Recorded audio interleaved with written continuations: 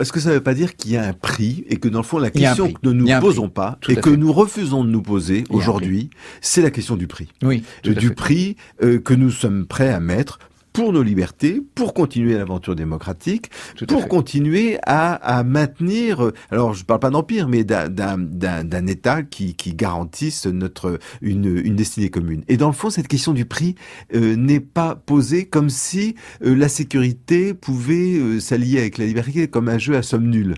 Oui, tout à fait. Tout à fait. Et c'est pas possible. Et c'est pas possible. Ça n'est tout simplement pas possible, en effet. Vous l'avez très bien dit. Ça veut dire que pour le dire autrement, il faut renouer avec une forme de violence. Il faut renouer avec une nouvelle familiarité avec la violence, ce que malheureusement les attentats nous obligent à faire. Tout à fait. Tout à fait. Il faut effectivement, et d'abord par le biais de solidarité nouvelle ou reconquise, il faut se réarmer, entendant par se réarmer, non pas acquérir chez l'armurier du coin de quoi s'armer, des exocèdes. Il faut d'abord tenter de reconstituer des solidarités là où il n'y a pratiquement plus rien. Enfin, je veux dire. Mais est-ce que nous ne payons pas aussi des années de néolibéralisme?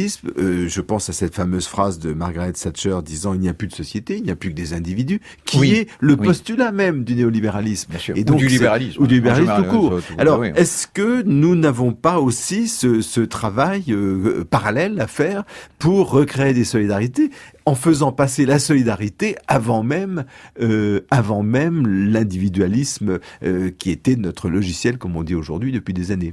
Oui, mais vous voyez l'inconvénient ou le corollaire, c'est que d'une manière générale, la stratégie impériale, la stratégie de l'État impérial vise à la plus grande création de richesse possible, exactement comme le libéralisme. Je crois que de ce point de vue, le libéralisme est une forme de pratique et d'idéologie impériale parfaitement au point depuis Adam Smith, pratiquement.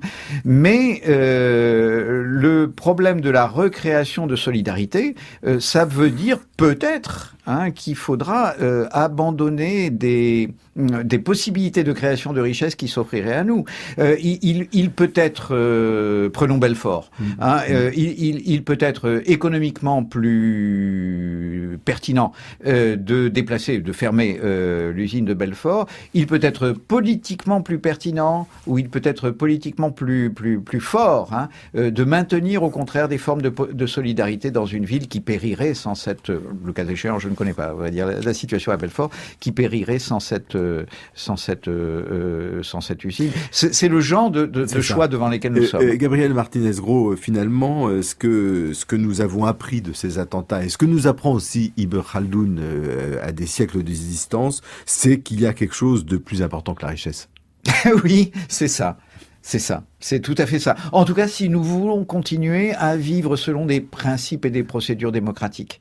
Si nous y renonçons, le monde d'Ibn Khaldoun n'est pas nécessairement un monde idéal, loin de là, parce que c'est un monde où on ponctionne les sédentaires, mais c'est un monde où on peut vivre. C'est même le piège des Bédouins et de la situation impériale, c'est qu'ils nous disent, un peu comme dans le Soumission de Houellebecq, vous continuerez à vivre. Simplement, vous serez soumis, mais vous continuerez à vivre. Ne vous en faites pas. Vous pourrez faire l'essentiel de ce que vous aimez faire, mais vous n'aurez plus vous n'aurez plus votre mot à dire à la décision politique. Voilà. Eh bien, j'espère que le ciel ne vous entendra pas, qu'il n'entendra pas Ibn Khaldoun. En tout cas, merci Gabriel Martinez-Gros.